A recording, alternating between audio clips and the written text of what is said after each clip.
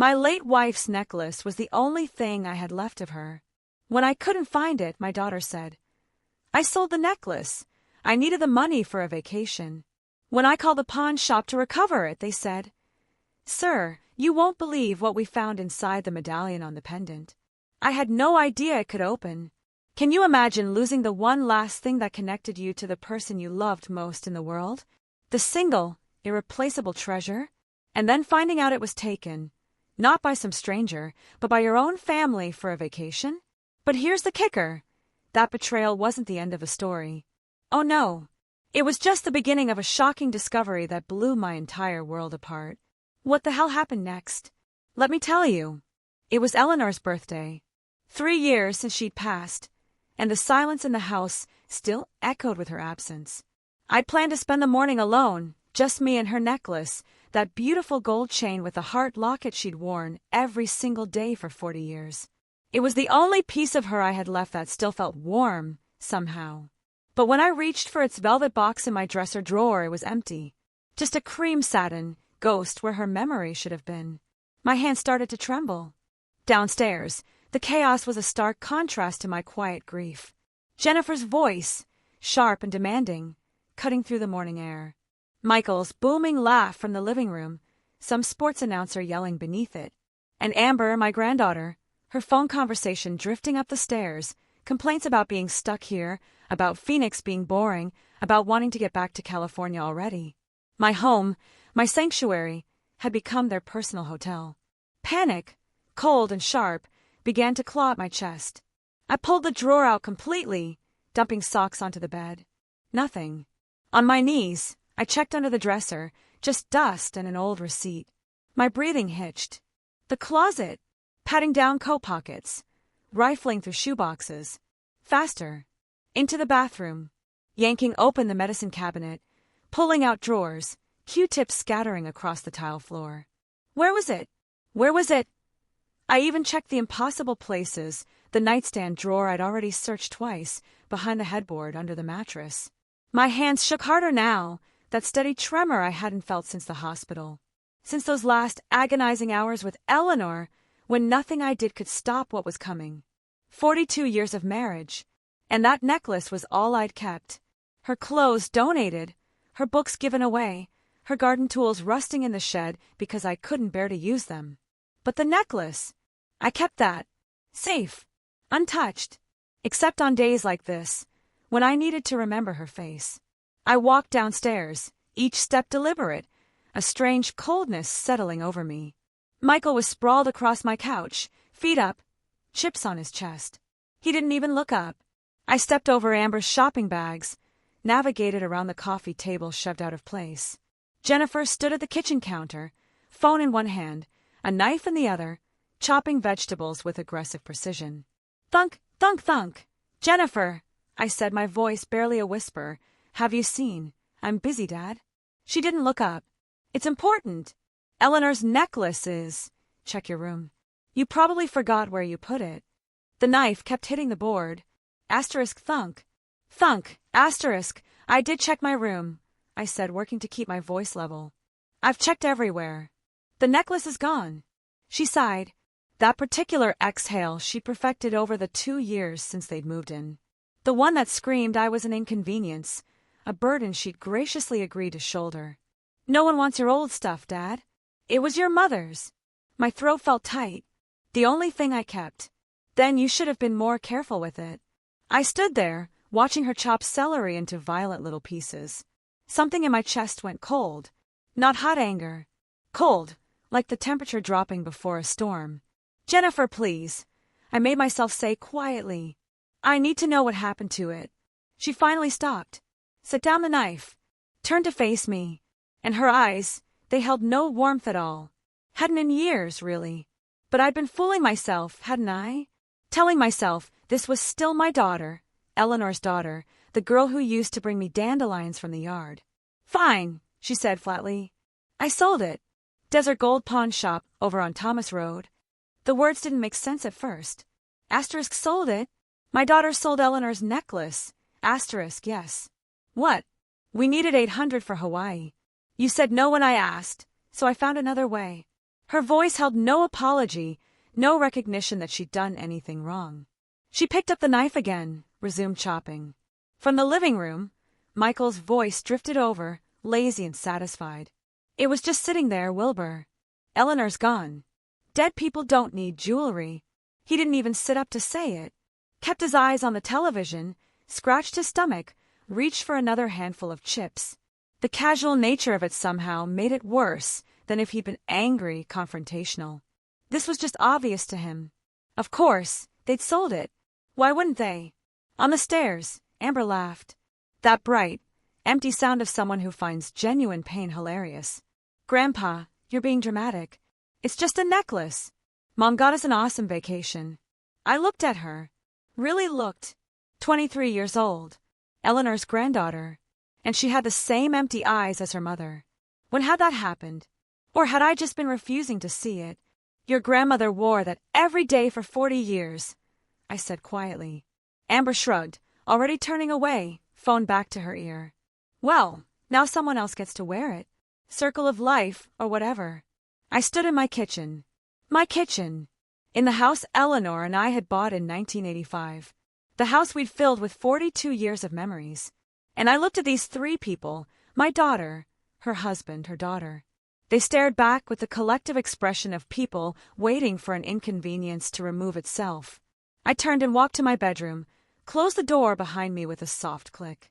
Sat on the edge of the bed. The empty velvet box sat on the dresser where I'd left it. I picked it up, opened it, closed it, opened it again, closed it. The mechanical motion calmed something in me. Or maybe it wasn't calm. Maybe it was something else entirely. My hands had stopped trembling. I sat there for a long time, the box resting on my knees, and felt something shift inside my chest. Not breaking. I'd broken 3 years ago when Eleanor died. This was different. This was a settling, a hardening, a clarity I hadn't possessed an hour ago. They'd sold Eleanor's necklace for a vacation.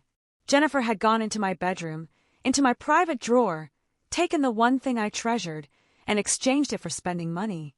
And Michael and Amber saw nothing wrong with that. Nothing at all. I stood, placed the box carefully back on the dresser, reached for my phone on the nightstand. My hand stayed steady as I opened the browser and typed, Pawn Shops Phoenix. My finger hovered over the phone screen, scrolling through the list of pawn shops scattered across Phoenix. The empty velvet box sat beside me on the bed, a small square witness to what I was about to do. My hand didn't shake anymore. That surprised me more than anything else from this morning. I started calling. The first shop, Lucky Star Pawn, didn't have it. The woman who answered sounded bored. The second, Cash Express, put me on hold for 6 minutes before telling me no. The third had closed permanently. The fourth didn't answer. I sat on my bed for each call, describing the necklace the same way every time. Gold chain, heart locket, inscription inside reads Forever W and E, 14 karat. Sold yesterday probably. Each time I thanked them politely and moved to the next number. Jennifer's voice occasionally drifted up from downstairs, giving orders. Michael's sports announcer provided a steady background rumble. I ignored it all. The sixth call went differently. Desert Gold Pawn, this is Harold. I'm looking for a gold necklace with a heart locket, I said. It was sold to you yesterday. A pause. Oh, yes, I remember that piece. Beautiful craftsmanship. Are you the husband? My chest tightened. I am. She's my wife. Passed 3 years ago. I'm very sorry. His voice held genuine sympathy. Sir, there's something you should know about that locket. I straightened. What do you mean? When I was examining it, the locket opened. There was a small note inside. The room tilted slightly. A note? I didn't know it opened. 40 years. 40 years of marriage. And I'd never known the locket opened. Eleanor had worn it against her skin every single day. And I'd never thought to look for a clasp, never tried to open it. I removed it carefully. Didn't want to damage it. Has numbers written on it. Bank something. Box number. Did you tell the woman who sold it? I asked. She was already gone. Honestly, I'm not sure she knew the locket opened either. She seemed in a hurry. Of course, she had. Jennifer, racing to convert my wife's jewelry into vacation money. She probably hadn't even looked at it closely. Just saw gold and dollar signs. "I need to buy it back," I said. "How much?" I gave her $800. Fair value is closer to $1,200. It's 14-karat gold, and the craftsmanship is exceptional. I'll pay the $1,200. Can I get it today? Come by any time before 6. I'll hold it for you. And sir, he paused, I won't resell this to anyone else. It's yours. I thanked him, got the address, and sat for a moment, looking at the phone in my hand. Eleanor had hidden something in that locket, a note with bank information. What else hadn't she told me? I stood, pocketed my wallet and keys, and walked downstairs. The family didn't look up as I passed through the living room. Michael's feet still claimed the couch. Amber hunched over her phone. Jennifer somewhere in the back of the house. I walked out the front door into the November sunshine. The drive to Midtown took 30 minutes. I programmed the address into my phone's GPS and followed the calm voice through familiar streets turned strange by purpose. Strip malls and auto shops and the occasional palm tree. Phoenix spreading out flat and beige in every direction. Desert Gold Pawn occupied a corner storefront between a nail salon and a tax preparation office. Bars on the windows, but clean bars. A neat sign. I parked in front and sat for a moment. Hands on the steering wheel, preparing myself. Inside, the shop smelled like old leather and metal polish. Glass cases lined the walls, filled with jewelry and watches and cameras. A small man in his 50s stood behind the counter, gray hair neatly trimmed, reading glasses perched on his nose. "Mr. Davis?" he asked. "That's me. Harold Chun." He extended his hand and I shook it. "Let me get your necklace." He disappeared into a back room and returned, carrying a small bundle wrapped in soft cloth. He unfolded it carefully on the counter. And there it was, Eleanor's necklace, the gold catching the fluorescent light, looking exactly as I remembered it, looking as it had against her collarbone every morning for 4 decades. "The young woman who sold it," Harold said quietly. "Early 40s, seemed in a hurry, didn't want to negotiate. I gave her $800 because that's fair for the weight, but I knew immediately it was worth more." He paused. "She your daughter?" I didn't answer that. Just pulled out my wallet and counted out $1,200 bills. Harold had already prepared the paperwork. He pushed a small envelope across the counter. "The note," he said. "I put it in here for safekeeping." "Thank you," I managed. "Take care of it this time," he said gently. I drove 3 blocks before I had to pull over. My hands were shaking again, emotion flooding back now that the task was complete and I was alone. I parked in a shopping center lot, truck facing the afternoon sun streaming through the windshield. The necklace felt heavier than I remembered. I held it up to the light, turning it slowly, looking for the clasp Harold had mentioned. There. So tiny I'd never noticed it before. A small indentation on the side of the heart. I pressed it with my thumbnail.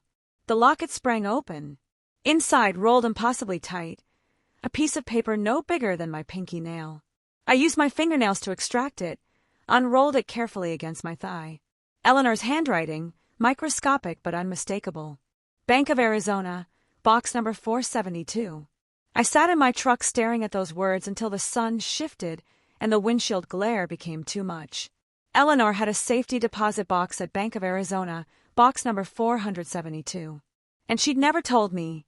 I drove home in a daze, parked in the driveway, walked past my family, still planted in their same positions like permanent fixtures, up to my bedroom. I stood at the window, watching the sun sink toward the horizon, the necklace clutched in one hand, the note in the other. What had Eleanor hidden from me and why? That night I didn't sleep. I lay in bed, turning the questions over and over, the necklace on my chest where Eleanor used to wear it, feeling the slight weight of the gold, wondering what other secrets she'd kept. Morning came slowly. I showered, dressed in my good khakis and a button-down shirt, and drove downtown to Bank of Arizona's main branch on Washington Street. The building rose 10 stories, glass and steel, and intimidating. I walked through the revolving door into a marble lobby that echoed with quiet conversations and clicking heels. A young woman at the information desk looked up with a professional smile. Her name tag read, Lisa. "I need to access a safety deposit box," I said. "Of course." Do you have the box number and identification? I showed her Eleanor's death certificate. I'd brought it, some instinct telling me I'd need it, and my driver's license. Lisa examined both carefully. I'll need to see ID and your wife's death certificate. You're listed as surviving spouse. Yes. Married 42 years. She typed information into her computer, nodding. The box was opened last in 2019. 6 years ago. No activity since 2019. Eleanor had been diagnosed in early 2022. She'd set this up 3 years before she got sick, before either of us knew what was coming. My wife passed in 2022, I said. She must have set this up before. Lisa's professional mask softened slightly. Take all the time you need in the privacy room, Mr. Davis. I'll walk you through the process. She led me through a heavy door into a vault room, walls of metal drawers, each with 2 keyholes. Lisa used her key in the box number, slid out a long metal container. She handed it to me, heavier than I expected, and guided me to a small, windowless room with a table and chair. I'll be outside when you're finished, she said quietly, and closed the door. I sat alone, the metal box on the table in front of me, and couldn't make myself open it. My hands rested on either side of it, feeling the cold metal, and I thought about Eleanor 6 years ago, coming to the same room, putting something inside this box, locking it away without telling me. Finally, I lifted the lid. Stacks of cash. Thousands at least. Maybe more. And underneath it all, a sealed envelope. My name in Eleanor's careful handwriting, Wilbur. I picked up the letter, held it against my chest with my eyes closed. She'd known. Somehow she'd known something was wrong. Known I'd need this. Known Jennifer would. My fingers broke the envelope seal carefully, the paper crackling in the silence of the privacy room. I unfolded 2 pages covered in Eleanor's handwriting, that neat, measured script I'd seen on grocery lists and birthday cards for 42 years. My breathing went shallow as I began to read. Underscore, my dearest Wilbur, if you're reading this, I'm gone, and you've found what I've hidden. Underscore, the first line hit me like a physical blow. Her voice came through so clearly, I could almost hear it. That slight rasp she developed in her 50s, the way she paused between thoughts. Underscore, I saved this money over 30 years. Small amounts from each paycheck you never noticed. Don't be angry with me for the secrecy. I did it because I love you and I know what's coming.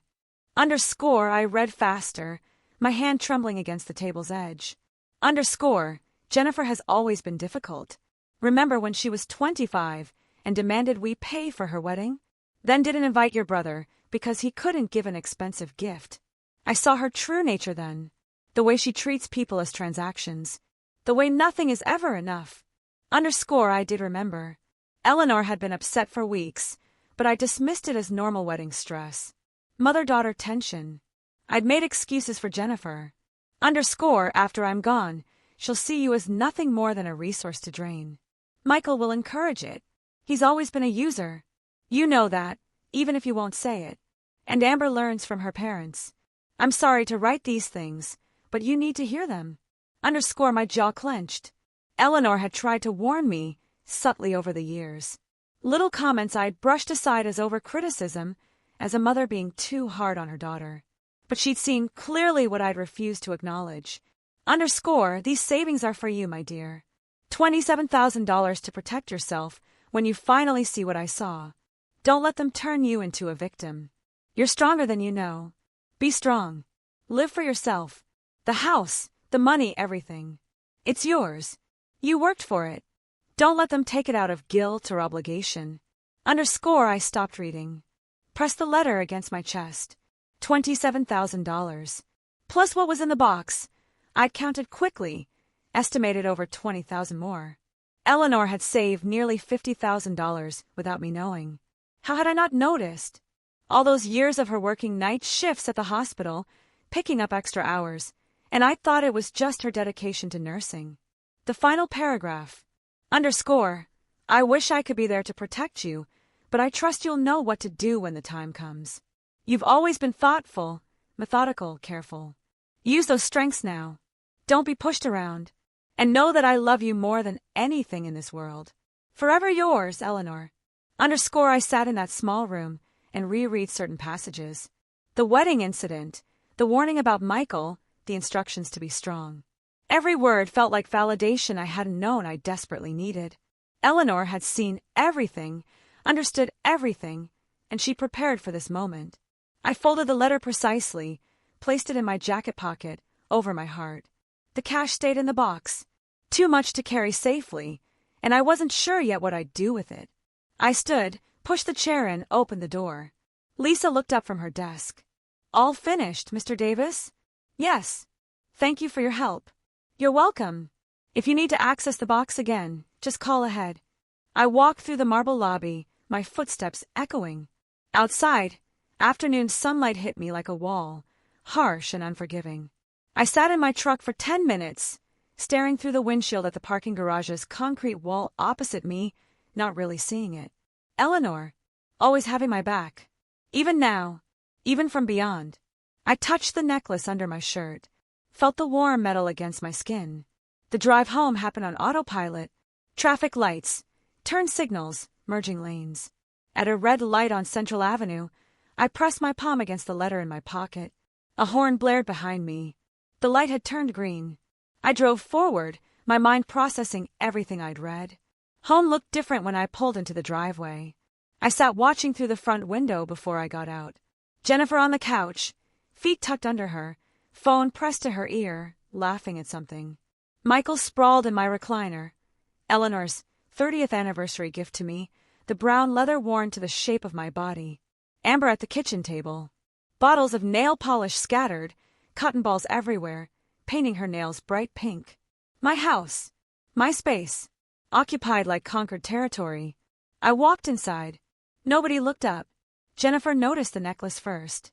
The chain was visible at my collar where I tucked it inside my shirt. Her eyes fixed on it, and her expression hardened. "Is that Mom's necklace? You got it back."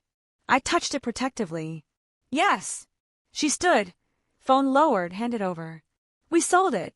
That makes it ours now. You can't just take it back." "I bought it back. Paid $1,200. Her face flushed. "With whose money? You're living on a fixed income. That's our inheritance. You're wasting our inheritance." As if I were already dead. As if everything I owned already belonged to them. Michael pushed himself up from the recliner. "Move closer. Jennifer's right. You're spending money that should go to family. It was my wife's necklace. Your dead wife." He said it casually, like commenting on the weather. "You've got to move on, Wilbur. Face reality." "Reality?" I echoed, watching him. "Yeah, you're old. This house is too big for you anyway. Sign it over now. Save everyone the trouble later." I looked at him, really looked, saw the calculation in his eyes, the barely concealed eagerness. He wasn't even pretending anymore. None of them were. From the table, Amber chimed in without looking up from her nails. "Grandpa, you're being selfish. Mom and Dad need security. They live here rent-free. That's what family does. We take care of each other. Is that what this is?" I asked quietly. "Care?" Nobody answered that. Jennifer crossed her arms. Michael's jaw worked like he wanted to say more. Amber blew on her wet nails. I walked to my bedroom and closed the door. The soft click of the latch felt final somehow. I sat on the bed, took out Eleanor's letter, unfolded it, reread the final paragraph. "Be strong. Live for yourself." I placed the letter carefully in my nightstand drawer. From my desk, I retrieved a yellow legal pad and pen.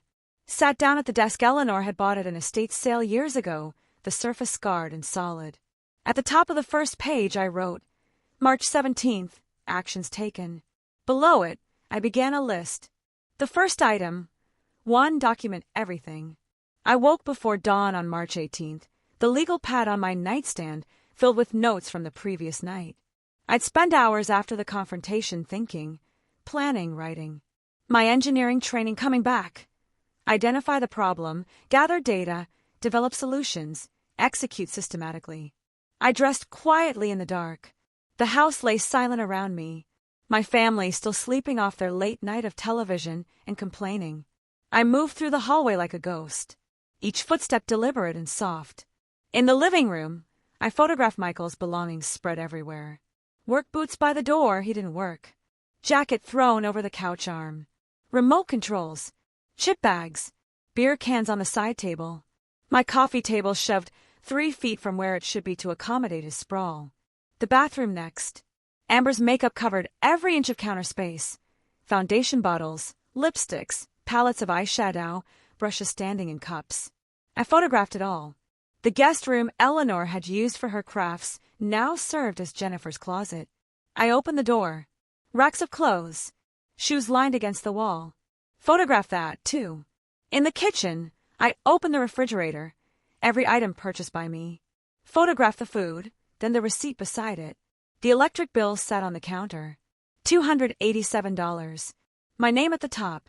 Never reimbursed. I photographed that as well. Back in my bedroom by 6:30, I transferred the photos to my laptop, created folders organized by date and category. This would be my evidence. Undeniable. Documented. Over the next 2 weeks, I became methodical about it.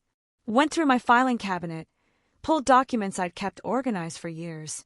The house deed, purchased 1985, paid off 2018. My name alone. Property tax records, all current, all paid by me. Utility bills going back 3 years. Every one showing zero contribution from Jennifer's family.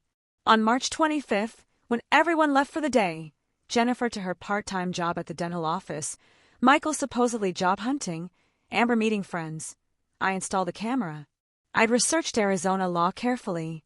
Single-party consent for recording. My house, my right to secure it. I'd found a camera system online that disguised itself as a smoke detector. Ordered it with 2-day shipping. The installation took an hour. I watched a tutorial on my laptop twice, then carefully removed the old smoke detector in the living room corner. The new unit looked identical, but contained a wide-angle camera, lens barely visible behind the white plastic grating. I mounted it, tested the connection on my phone. Perfect view of the couch, the kitchen entrance, most of the main floor. I felt no guilt. This was my home, my property. They'd forfeited any expectation of privacy the moment they started plotting how to take everything from me. The recordings proved valuable quickly. By March 29th, I had hours of footage. That evening, I sat at my bedroom desk. Door locked. Laptop open. Watching. Jennifer's voice came through clearly. I can't believe he spent $1,200 on that necklace. That's our money. Michael from the couch. He's being selfish. Old people get like that. When this house is ours, first thing I'm doing is remodeling. This place is stuck in 1985. A chilling chuckle. Might not have to wait too long. He's what, 67? How many years he got left, really? I saved the clip, labeled it carefully. Evidence 329. Inheritance discussion. MP4. Another clip from April 1st showed Amber on the phone with a friend, sitting on the stairs. My grandpa is such a pain. He got all weird about my mom selling some old necklace. The friend's voice faint. Why'd she sell it? Amber. We needed Hawaii money. He wouldn't give it to us, so Mom took care of it herself. Honestly, I'll be glad when this house is ours and we don't have to deal with his drama. My face remained impassive as I watched. Saved the clip, added it to the growing folder. The financial forensics took longer. I pulled 3 years of bank statements, spread them across my desk, created a spreadsheet. Every loan to Michael went into the document with dates and amounts. $500 for car repairs in May 2022, $1,200 for emergency dental in August 2022, $2,000 for an investment opportunity in November 2022. On and on, month after month. I added formulas, watched the total climb. By the time I finished, the number at the bottom read $18,500. The actual repayment column contained nothing but zeros. I printed the spreadsheet, added it to my evidence folder. I found Jennifer's credit card statements mixed with my mail. She'd been using my address without asking. The Hawaii trip itemized clearly $4,200, including flights, hotel, excursions, plus the $800 from selling Eleanor's necklace. By early April, my folder had grown thick with documentation. Photographs, videos, financial records, property documents, everything organized with tabs and labels. I sat at my desk one evening, the folder open before me, and knew it was time. I picked up my phone, searched Elder Law Attorneys Phoenix. Patricia Morrison's practice appeared third in the results. protecting senior rights. Experienced elder law attorney. I called the next morning. Her receptionist scheduled me for April 3rd at 2 o'clock in the afternoon. The office building downtown rose 12 stories, glass and steel reflecting the desert sky. I parked in the garage, took the elevator to the 3rd floor. Patricia Morrison's name on a glass door. A neat reception area with leather chairs and legal journals on a side table. The receptionist showed me to Patricia's office. She stood to greet me. 50s, gray-streaked dark hair pulled back. Business suit, reading glasses on a chain around her neck. She shook my hand firmly, gestured to a chair across from her organized desk. Mr. Davis, tell me what's going on. I placed my evidence folder on her desk. My daughter and her family have been living in my house for 3 years. They don't pay rent or contribute anything to expenses. They've been exploiting me financially, and they're waiting for me to die so they can take everything. Patricia's expression didn't change. She opened the folder, began reviewing documents, made notes on her own legal pad, asked questions in a sharp, efficient manner. Do they pay anything toward household expenses? No. Have you asked them to leave? Not formally. Good. We'll do this properly. She continued through the folder, watching video clips on my laptop, examining the spreadsheet, reading the property documents. 20 minutes of silence, except for her occasional questions. Finally, she looked up. Mr. Davis, this documentation is excellent. Very thorough. How long has your daughter's family lived there? 3 years, since my wife passed. And they've never paid rent, utilities, or contributed to household expenses? Not a dollar. Jennifer says family doesn't charge family. Patricia nodded, writing. Did you invite them to live there permanently, or was it supposed to be temporary? Temporary. Just until they found a place. That was 3 years ago. She set down her pen, folded her hands. Under Arizona law, they're tenants at will. You can establish rental terms at any time. What if they refuse to pay? Then we have grounds for eviction. But we do this by the book. Everything documented, everything legal. How long does eviction take? If they contest it, maybe 3 months. But with your evidence of their behavior, the financial exploitation documented this thoroughly, I don't think it'll take that long. Most people leave when they realize you're serious. I touched the necklace under my shirt. Eleanor's presence still guiding me, still protecting. My retainer is $3,000, Patricia said. That covers initial filings, drafting the rental agreement, and the first phase of eviction proceedings if needed. That's fine. She studied me for a moment. You're certain you want to do this? They're your family. My wife warned me this would happen. I should have listened sooner. Patricia pulled a retainer agreement from her drawer, placed it in front of me with a pen. Then let's get to work. I signed with a steady hand, my signature firm across the bottom line. Slid the document back across her desk. She took it, placed it in a folder, her movements precise and professional. I'll have the rental agreement drafted by next week. We'll serve it formally and see how they respond. I stood, shook her hand again. Thank you. Don't thank me yet. This is just beginning. I walked out of her office into the hallway. The door closed behind me with a soft click that felt like something ending and something else beginning. The war had officially started. A week after signing Patricia's retainer, I sat at my bedroom desk reviewing the rental agreement she'd emailed. 3 pages, professionally formatted, dense with legal language. I read every clause twice, then a third time. Rent, $1,500 monthly, payable by the 1st of each month. Payment of 50% of utility costs.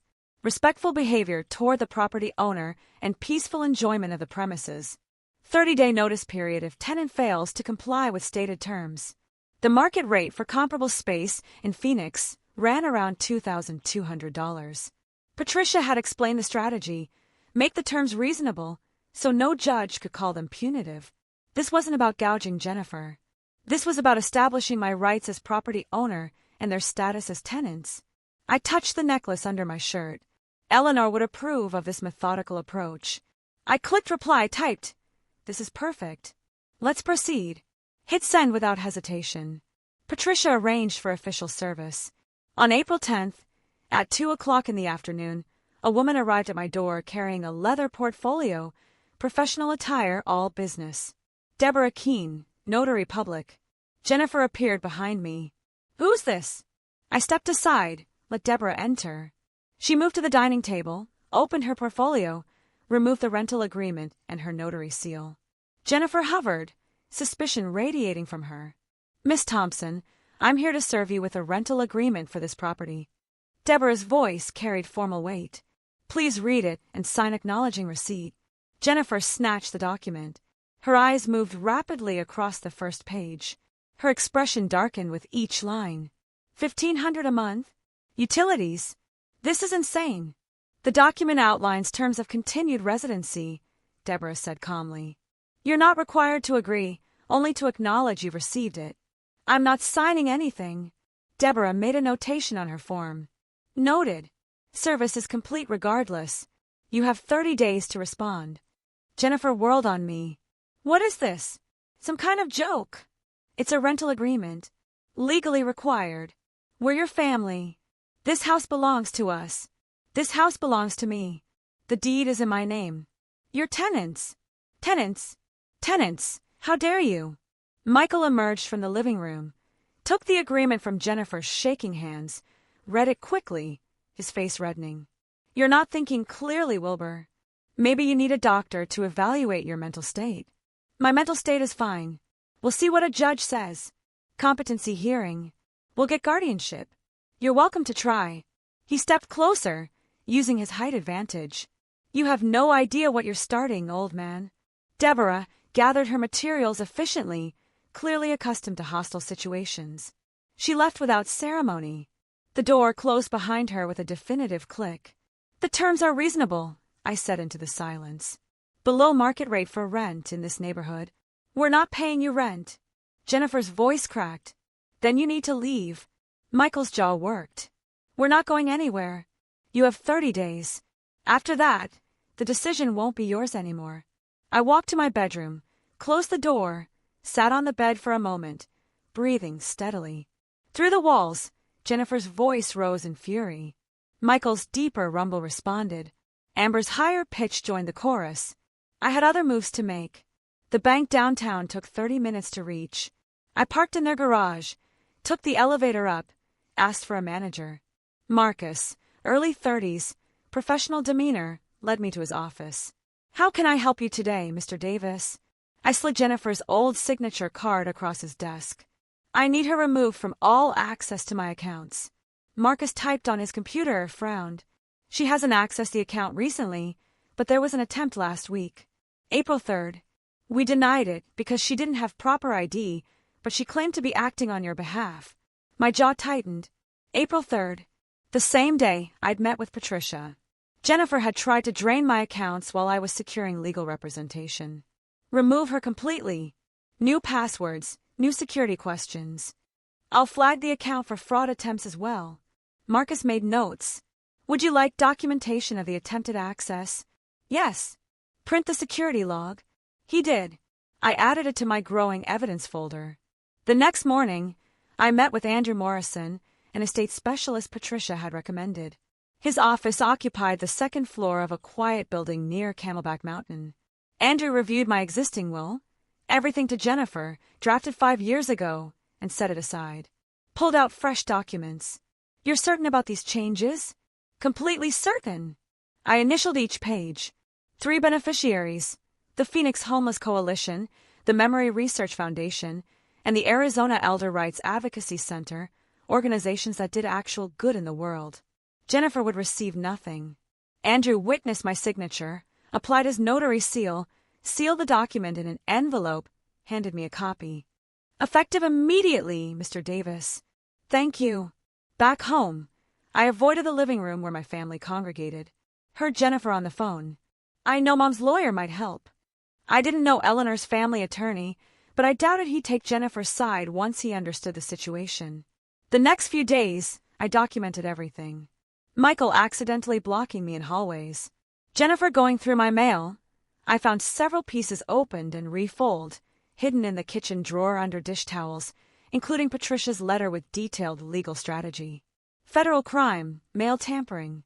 I photographed the violated envelopes, the hiding place, everything. April 14th, evening. I tried leaving my bedroom for dinner. Michael leaned against the wall directly outside my door. Excuse me. He didn't move. We need to talk about this rental nonsense. Move, please. He shifted slightly. Not enough. What if I don't? I'll call the police. He laughed. For what? I'm standing in a hallway. He eventually moved, but the message was clear. The hallway camera captured everything. His deliberate positioning, his refusal to move, his threatening posture. That same night, he escalated further. I was making tea in the kitchen when he entered, getting too close, invading my space. When I tried to step around him, he shoved me. Not hard enough to knock me down, but enough to make me stumble against the counter. Careful, old man. Accidents happen at your age. The rear camera captured it perfectly. His hand making contact, my body shifting from the force, his satisfied smirk.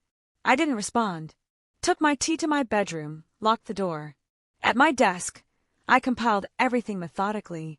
Video of Michael blocking my door. Video of the push, clear assault. Photos of intercepted mail.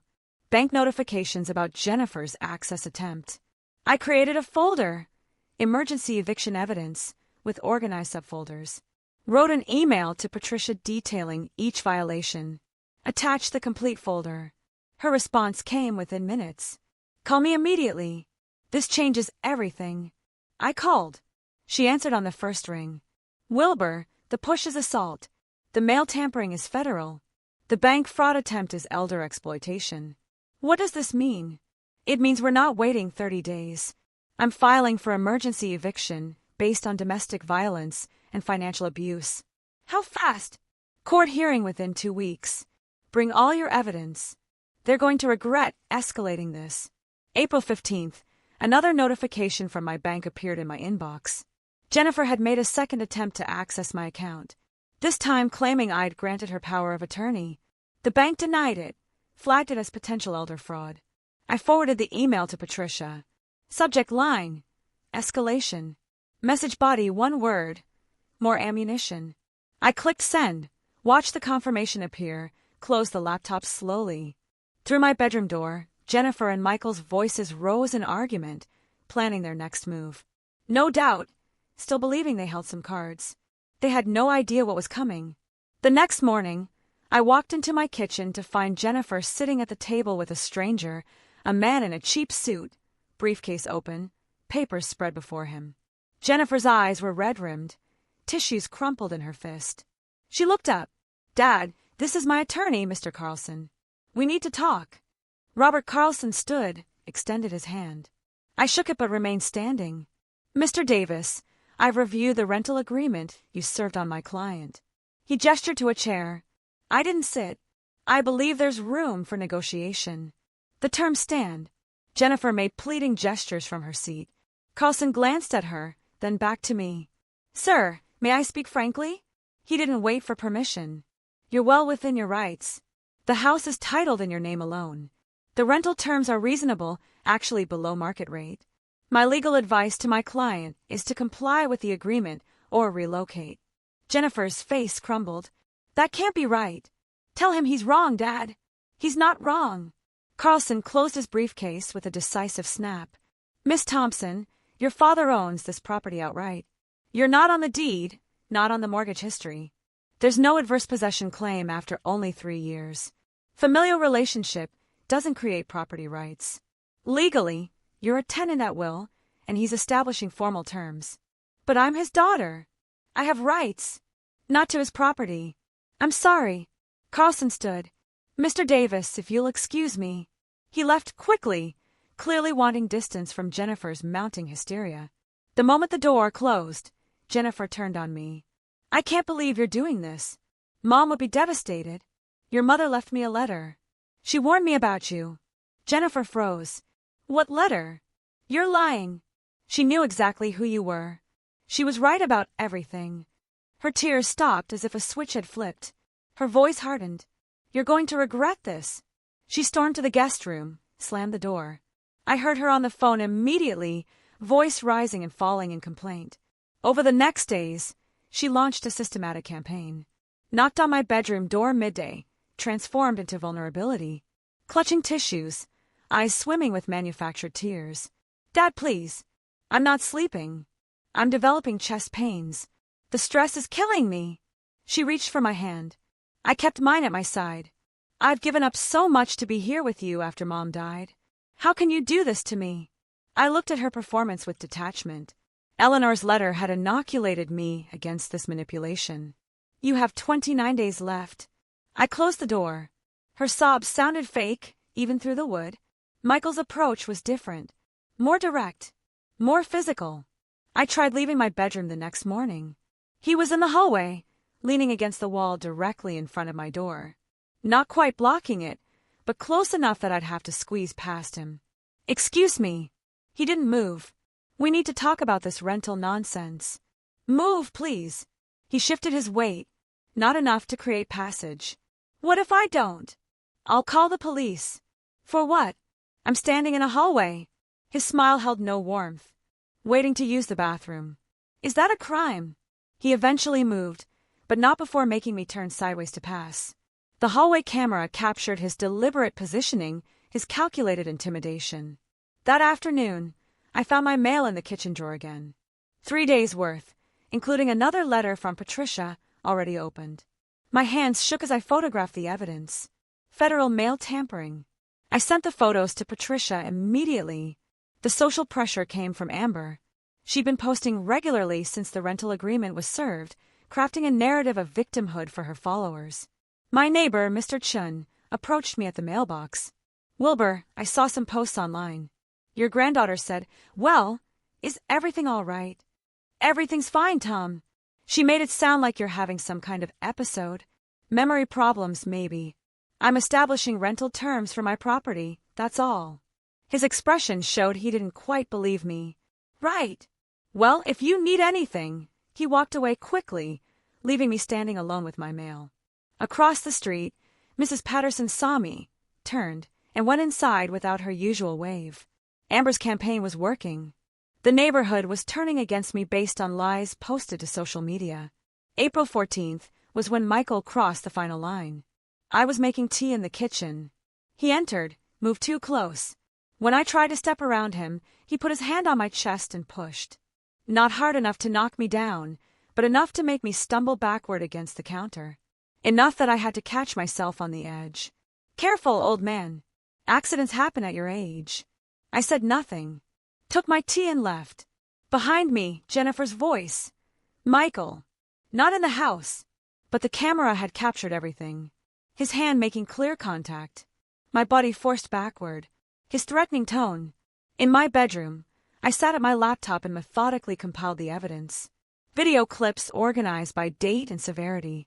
Photos of tampered mail. Screenshots of bank fraud notifications. Amber's social media posts archived. I created a comprehensive timeline document, cross-referencing each incident with supporting evidence. Everything organized, everything documented, everything ready for court. I emailed the complete package to Patricia. Her response came quickly. Perfect timing. Emergency hearing is scheduled for May 2nd, 2 weeks away. They won't know what hit them. That same afternoon, another notification arrived from my bank. Jennifer had attempted to access my account again, claiming I'd granted her power of attorney. The bank denied it, flagged the account, contacted me to verify. I called them immediately, confirmed the fraud attempt, requested full documentation. They sent it within the hour. I forwarded it to Patricia with one word in the message body. More ammunition. Her reply, this is textbook elder financial exploitation. Combined with the assault and mail tampering, we have an overwhelming case. Start packing their belongings mentally. They're done. I stood at my bedroom window, watching the sun sink toward the western mountains. Phoenix spread out below in the amber light. The city where Eleanor and I had built our life together. Where we'd raised Jennifer, bought this house, worked and saved and planned for a future we'd thought would be peaceful. In the living room, I could hear my family arguing. Jennifer's voice sharp with panic. Michael's defensive rumble. Amber whining about having to move. They still thought they were winning. Still believed their tears and threats and social media posts would force me to capitulate. They had no idea the trap had already closed around them. I touched Eleanor's necklace through my shirt, felt the warm gold against my skin, and allowed myself the smallest smile. 2 weeks until the hearing. 14 days until justice arrived. I could wait. 2 weeks later, I sat in a courtroom watching Judge Margaret Stone review documents at her bench. The emergency hearing had arrived. Patricia sat beside me, 2 accordion folders on the table before her. Across the aisle, Jennifer huddled with Carlson and Michael, all 3 avoiding my gaze. Judge Stone looked up. Steel gray hair framing sharp eyes that had clearly seen through countless family disputes. I've reviewed the evidence submitted by Ms. Morrison. The videos are particularly disturbing. Carlson stood. Your Honor, this is a family dispute. Emotions are running. Mr. Carlson, assault is assault regardless of family relationship, and the mail tampering is a federal offense. The judge's voice cut through his excuse. I'm issuing a temporary restraining order. Mr. Thompson will maintain a distance of at least 10 feet from Mr. Davis at all times within the shared residence. Any violation will result in immediate arrest. Michael nodded reluctantly, jaw tight. The full eviction hearing is scheduled for July 2nd. Mr. Davis is within his rights to establish rental terms or request vacation of his property. Patricia leaned close as we stood. 2 months, but we're winning. The family returned home that afternoon. The restraining order changed nothing fundamental. Michael kept his distance physically, but the hostility remained thick as smoke. They refused to pay the $1,500, ignored every communication from Patricia. They were squatting in my house, betting I'd give up. Mid-May, I made a decision that surprised even Patricia. I want to sell the house. Silence on the phone. Then, Wilbur, that's radical, but strategically brilliant. Remove the asset they're fighting over. Exactly. She recommended Robert Santos, a real estate agent who handled difficult situations professionally. He arrived May 20th at 10 o'clock in the morning, carrying a leather portfolio and digital camera. Mr. Davis, let's see what we're working with. I walked him through. He photographed each room. Living room with family clutter pushed aside. Kitchen dated but functional. Bedrooms showing wear. He measured with a laser device, made notes on a tablet. Jennifer watched from the hallway, arms crossed, suspicious but not yet understanding. In the backyard, Robert measured the fence line. Jennifer stormed out. Who are you? What are you doing? Robert remained professional. I'm a licensed real estate agent conducting a property assessment. She turned to me on the patio, face draining of color. Dad, what's going on? I'm selling the house. No, you can't. She advanced, then stopped, remembering the restraining order applied to Michael, calculating whether it applied to her. This house is ours. I grew up here. It's my house, my name on the deed, my decision. Robert finished his measurements, thanked me quietly, left Jennifer standing in the yard looking stricken. The next day, he called with his assessment. The property is in good condition. Some cosmetic updates would help, but it's marketable as is. I'd list at $385,000. You should expect offers in the $375 to $385 range within 2 weeks. How fast can we move? List it tomorrow. With the Phoenix market, you'll have offers by the weekend. Do it. A week later, Robert returned with a company truck and assistant. They installed a large sign in the front yard, bright red and white, impossible to miss. For sale in bold letters. Robert's photo and phone number below. Jennifer watched from the living room window, face twisted with rage and disbelief. Within hours, the listing went live online. My phone buzzed with a notification. Your property is now active on the MLS. I showed Patricia via video call. She smiled. Perfect. The first showing happened 3 days later. A young couple, Sarah and Marcus Chun, both in their early 30s, walked through awkwardly. I retreated to my bedroom, but I could hear them moving through the house. Jennifer's family stayed put, glaring at the intruders. Michael deliberately sprawled on the couch, making them uncomfortable. The young woman's voice drifted down the hall. Are the current occupants included? Robert's diplomatic response. The property will be vacant at closing. Despite the hostility, they were interested. Robert called me that evening. They're making an offer. $383,000. $2,000 under asking, but they're pre-approved and want a fast close. Accept it. You're sure? You don't want to counter for the full asking price. Speed matters. More than $2,000. Accept it. Meanwhile, Jennifer made desperate attempts to build a defense. I watched from my window as she approached Mrs. Patterson on the sidewalk. Their voices carried across the yard. "Mrs. Patterson, I need your help. My father is trying to evict us. Can you testify that I've been caring for him?" Mrs. Patterson's discomfort was visible even from a distance. "Oh dear. I'm not sure I can do that. You've seen me here. You know I live in his house. I haven't seen much caring, if I'm honest. You don't understand the situation. I think I understand it just fine." Mrs. Patterson walked away quickly. Jennifer tried 2 more neighbors with similar results. Nobody would testify to something they hadn't witnessed. Late May, I met Robert at a coffee shop to finalize the acceptance. He spread the purchase offer across the small table. Multiple pages of legal documents, signature lines highlighted in yellow. Initial here, here and here. Sign at the bottom. I picked up his pen, a heavy silver instrument. Initialed 3 pages carefully. Signed my full name on the acceptance page, Wilbur Davis. My signature was firm, unhesitating. Robert countersigned as agent, slid the documents into his portfolio. "I'll submit this to their agent today. Closing is scheduled for August 15th. We shook hands. As I walked out into the bright June sun, my phone buzzed. A text from Patricia. "July 2nd is 3 weeks away. Are you ready?"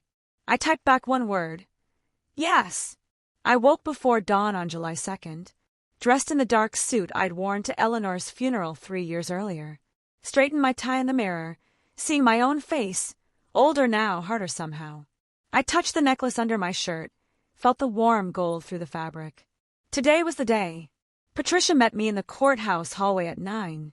She wore a sharp business suit, carried those same accordion folders, now even thicker with evidence. "We have everything we need," she said. "Video evidence, financial records, medical documentation, witness statements from neighbors." Jennifer arrived moments later with Carlson, Michael, and Amber. We sat on opposite sides of the hallway, not speaking. The silence felt appropriate. At 10, we filed into the courtroom. Judge Stone took her bench, reviewed papers, briefly looked up. "Miss Morrison, you may proceed." Patricia stood at the podium. A screen had been set up for video presentation. She played the clip of Michael pushing me against the counter. The judge leaned forward, watching intently. This was recorded April 14th, the day before we filed for emergency relief. She switched to the financial spreadsheet. "These are documented loans, totaling $18,500 over 3 years. Not $1 repaid." Next came my medical records. Blood pressure 152/95. Documented stress-related symptoms. Physician notes indicate patient reports. Hostile home environment. Each piece built an undeniable narrative. Carlson stood when Patricia finished, attempted to humanize Jennifer. "Your Honor, my client has been living in her childhood home." There was an understanding. Judge Stone interrupted. "Was there a written agreement establishing this understanding?" "No, but verbal agreements about property occupation need to be formalized." Mr. Davis attempted to do exactly that with the rental agreement. "Your client refused." She gestured for him to sit. "I've heard enough." The courtroom went still. "I've reviewed all submitted evidence. The financial exploitation is clear and documented. The video evidence shows a pattern of intimidation and harassment." Judge Stone looked directly at Jennifer. "Miss Thompson, you were given reasonable rental terms. You refused. You were given multiple opportunities to vacate voluntarily. You refused." Jennifer's hands gripped the table edge. "I'm granting the eviction. You have 30 days, until August 1st. If you're not out by then, the sheriff will execute the order." Jennifer started crying. Michael stared straight ahead, stunned. Amber reached for her phone before the bailiff cleared his throat meaningfully. Outside the courtroom, Jennifer approached me in the hallway. Her face was blotchy, mascara smeared. "Dad, please don't do this. We'll change. We'll pay the rent. It's too late for that. Where are we supposed to go? That's not my problem anymore. How can you be so cold? We're your family." I looked at her. Really looked. Seeing Eleanor's features in her face, but none of Eleanor's warmth. "You had 3 years after your mother died to act like family. You chose to act like parasites instead." She recoiled as if I'd slapped her. Patricia touched my arm. Wilbur, we should go. The sale moved forward on its own timeline. Mid-July, a home inspector walked through with Sarah and Marcus Chin following. Jennifer's boxes were already stacked in corners, the reality of departure setting in. The inspector checked electrical panels, plumbing, foundation. Water heater is older. Roof has maybe 5 years left. Nothing major. Sarah asked me quietly, "Have you lived here long?" 40 years. Built most of the deck myself. Marcus smiled. "It's a good house, solid. It deserves a family that will appreciate it." Sarah understood what I wasn't saying. "We'll take good care of it. That's all I ask." July 19th, one day before the deadline, a rental truck appeared in the driveway. I stayed in my bedroom, door closed, listening to the sounds of departure. Furniture scraping across floors, boxes thudding. Jennifer's voice giving sharp orders. Amber complaining about heavy lifting. Neighbors watched from their yards, witnessing the family's exit. A knock on my door. I opened it. Jennifer stood there, exhausted, defeated, covered in sweat and dust. "Are you happy now? You got what you wanted. I didn't want this. You forced it. I'll never forgive you. I don't need your forgiveness. I have Eleanor's approval. That's enough." Her face hardened. "I hope you're satisfied." "I'm not satisfied, but I'm free." She turned away. Minutes later, the truck's engine roared to life. I watched from my window as it pulled out of the driveway, taking my daughter away, perhaps for the last time. The house felt different immediately. Lighter. The air moved more freely. I walked through the empty rooms as evening light slanted through windows. Every footstep echoed. In the living room, deep scratches scored the hardwood where the couch had been dragged. The master bedroom had a fist-sized hole in the wall, Michael's anger leaving its mark. The kitchen counter was stained. A cabinet door hung crooked. I photographed everything with my phone, narrating quietly. July 19th, 6 p.m. Documenting condition after occupant's departure. I wasn't planning to pursue them for damages. I'd already won, but the documentation felt necessary. Final proof of who they really were. Standing in the center of the living room, I held my phone, displaying the trail of destruction, gouged walls, stained floors, broken fixtures. I didn't feel angry looking at these images. I felt validated. Eleanor had been right about everything. Her letter had prepared me for this moment, for these people wearing familiar faces, but empty of love. Through the front window, the for sale sign stood in the yard with a red sold writer attached at the top. 4 weeks until closing. 4 weeks until I left this house forever. I touched the necklace one more time, then walked to my bedroom to begin my own packing. The quiet was extraordinary. After 3 years of chaos and voices and demands and hostility, the silence felt like a gift. I was free. 3 days after the family left, I sat at my laptop in the empty house, browsing real estate listings in Scottsdale. The silence echoed around me. Footsteps. Breathing. The click of keys. All amplified by absence.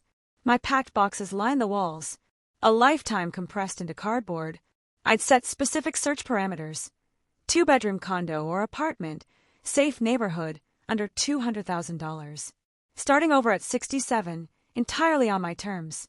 The first property I viewed felt wrong. Too modern. All glass and steel. No warmth. The second was ground floor, which made me uneasy after years of feeling vulnerable in my own home. Then the realtor showed me a second-floor apartment in a quiet Scottsdale complex. It's a 55-plus community, very quiet, very secure. I stepped onto the balcony. Mountain views, afternoon breeze, other residents my age, walking dogs below. The complex had a security gate, cameras, a community room I'd probably never use. "Can we make an offer today?" She looked surprised. "Of course. What are you thinking?" "Full asking price. Cash. No contingencies." By early August, the purchase was finalized. $195,000. I used Eleanor's hidden money and part of the house proceeds. No mortgage. The freedom of that felt extraordinary. I spent a week transforming the second bedroom into a workshop. Unpacked power tools, still wrapped in factory plastic. I'd sold my old equipment years ago when Jennifer's needs consumed my time and space. Now I set up a workbench, installed pegboard for tools, arranged storage bins methodically. The table saw purred when I tested it. Deeply satisfying. Familiar. I selected oak for my first lumber purchase. Began cutting pieces for a shadow box for Eleanor's necklace. Sawdust filled the air. For the first time in years, I was creating something rather than managing someone else's chaos.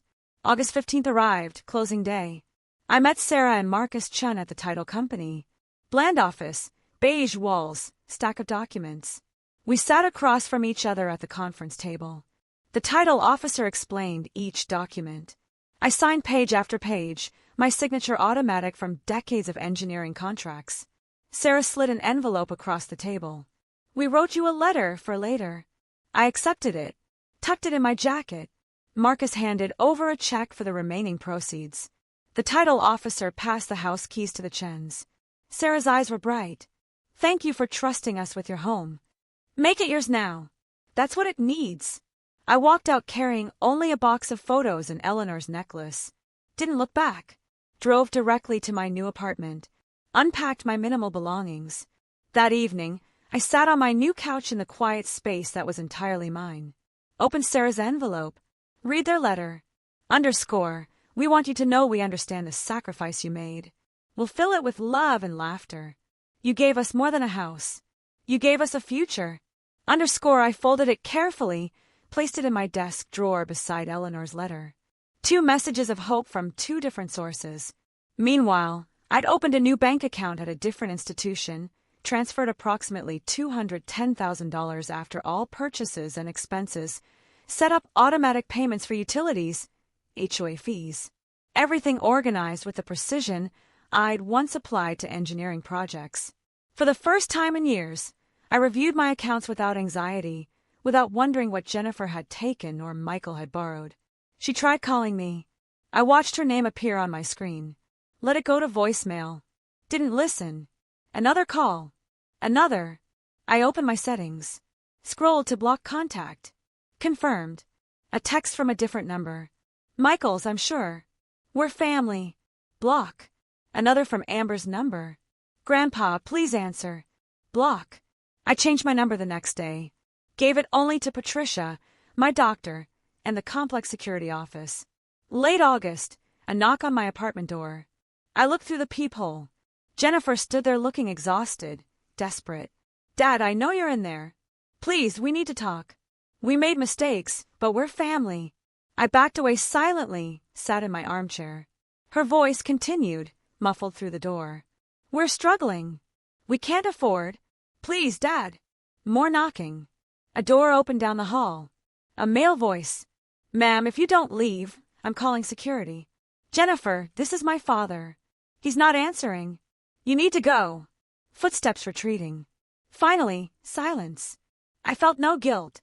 I felt free. That evening, I stood in my workshop working on a small note box. Oak with dovetail joints, requiring precision and patience. I'd built the shadow box for Eleanor's necklace. This box had no specific purpose yet. Maybe I'd give it to Dennis. Maybe I'd keep it for my own small treasures. It didn't matter. What mattered was that I was making it with my own hands, in my own time, for my own reasons. I applied wood glue carefully, fit the pieces together, clamped them to dry.